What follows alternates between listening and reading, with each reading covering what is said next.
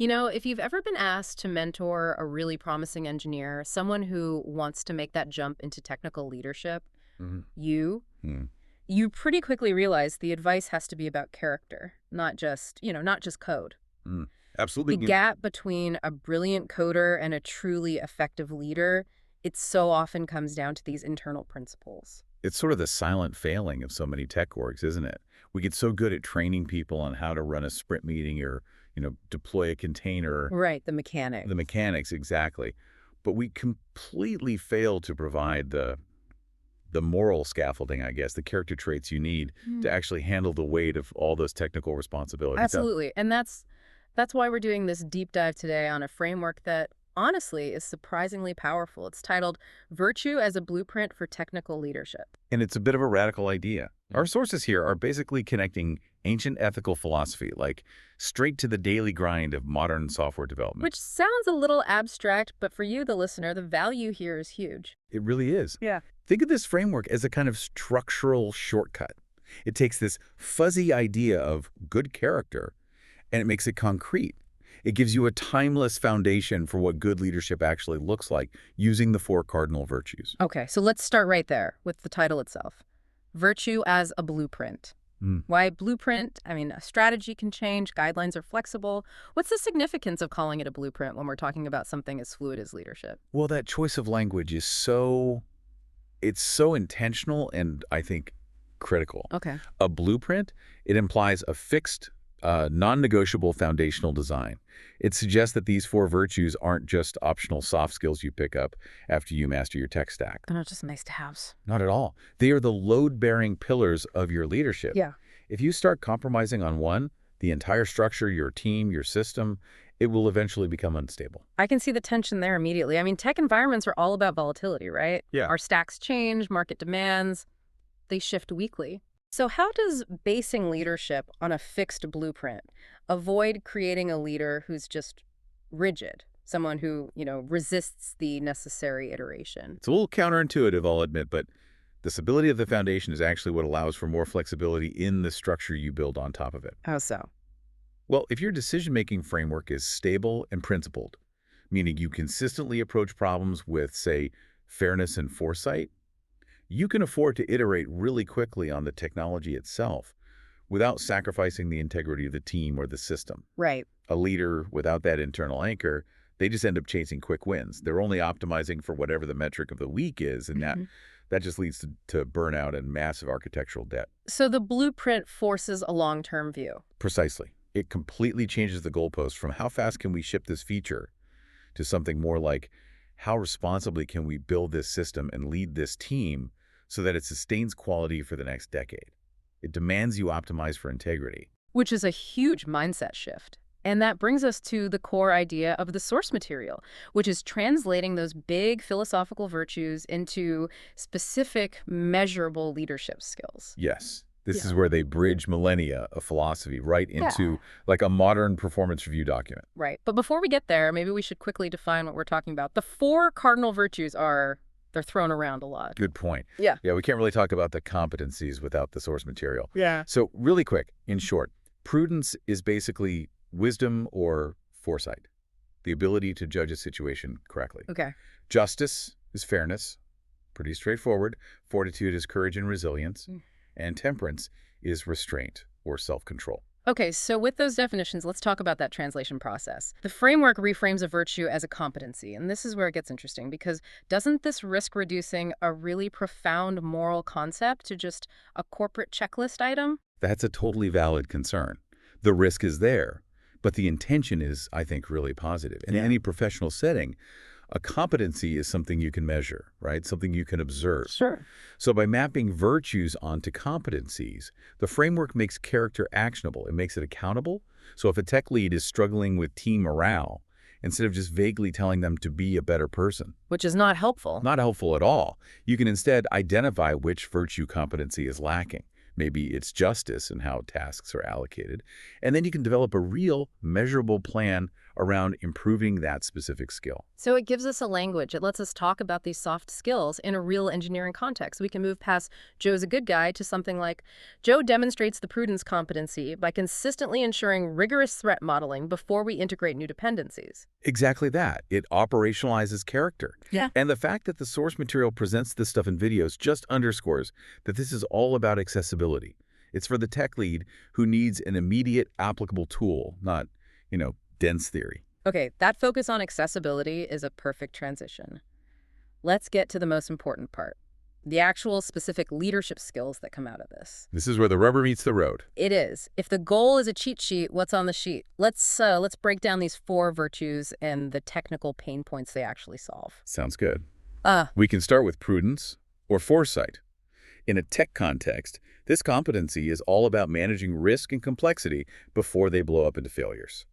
okay, how does prudence actually show up as a technical skill? I mean, beyond just good planning. It shows up as proactive architectural risk assessment. Think about a modern problem like supply chain security. Right. A prudent tech leader doesn't just pull in the most popular open source library because it's easy. Their prudence competency demands rigorous vetting, understanding the dependency tree, anticipating licensing issues, modeling what happens if the maintainers just vanish. So the hours you spend on that due diligence upfront saves you from a massive remediation headache later. It's dwarfed by it. Prudence is the competency that prevents future fires. It's the skill that lets you justify allocating time for non-functional requirements, even when product is screaming about deadlines. Okay, that's a great example. Let's move to justice, or fairness. This one often feels like the most abstract. How does justice really manifest in a tech team beyond just, being nice to people? Justice manifests as equitable resource and workload allocation. And this tackles a huge pain point in tech. Which is? The disparity between the shiny new greenfield projects and the absolutely necessary maintenance of legacy systems. Yes. A just leader makes sure that the less glamorous but essential work like stabilizing that 10-year-old database gets the same respect and resources as the cool new AI feature. So justice could mean putting your best engineers on modernizing the core system instead of sort of punishing that team with scraps while all the talent rushes to the new thing. Exactly. It's making sure credit for a big win is distributed fairly to all the engineers who contributed, not just vacuumed up by the loudest manager. It means impartial code reviews. It means stepping in when one person is getting slammed with all the production support tickets. That really shifts the focus from just ethics to team health and long-term retention. It's all connected. Okay, so let's revisit fortitude, or courage. We touched on it, but let's go deeper. What are the technical scenarios where you need real courage? Fortitude is what you need when you have to make a painful choice that protects the long-term health of the system, usually against immense internal pressure. The classic example is courageous decision-making in architectural debt management. So, like, admitting a project is failing, or pushing back on a powerful exec. Precisely. It's the strength to stand your ground when, say, the chief product officer demands a feature be built immediately on an architecture is decaying. Yeah. The courageous leader has to be able to say no. Shipping this requires a 2-week refactor first. If we don't do that, the system will fail under load in 6 months, and I will not compromise the foundation for a short-term win. So fortitude is the internal armor you need to do the right technical thing, even when it's politically expensive. It absolutely is. It's also the courage to scrap a project, like you said, even after a lot of investment, if the analysis shows it's just fundamentally flawed. The sunk cost fallacy. One of the biggest destroyers of technical efficiency, and fortitude is the competency you need to kill it. Okay, finally, let's talk about temperance. Restraint.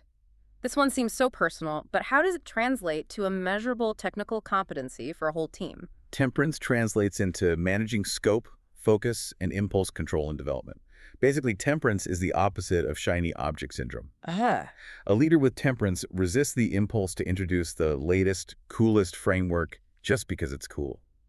They focus on the simplest, most stable solution that actually meets the business need. So it's restraint against technical vanity projects. And crucially, restraint under pressure.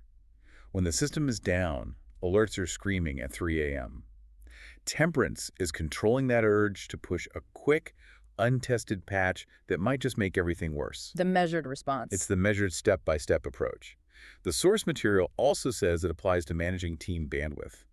A tempered leader resists overloading their top performers because they're prioritizing team health over just cranking out one more feature. That's fascinating. It brings this personal discipline of self-control right into system reliability and team output. It connects personal control directly to professional stability. Hmm. And that translation from the big philosophical idea to the actionable skill, that's the whole point of this blueprint.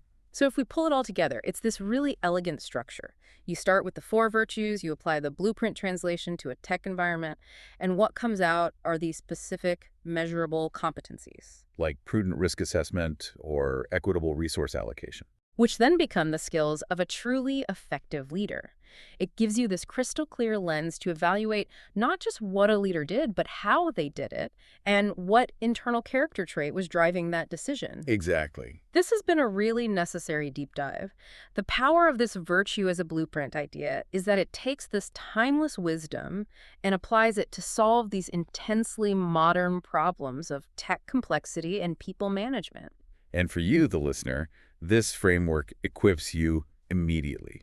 Whether you're hiring a new director or just assessing your own growth path, you now have a way to look at the character required for a demanding role that goes so far beyond a resume. It gives us that common language we're always missing when we try to explain why one leader succeeds and another fails, even if they're both technically brilliant.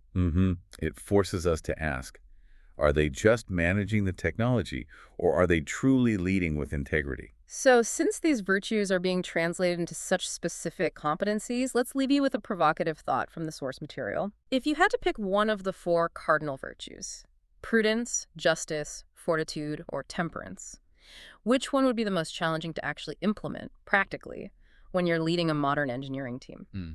Why might that specific translation require the most radical shift to make it work in, say, a highly optimized DevOps cycle? Which virtue is the absolute hardest to measure and enforce? That's a great question.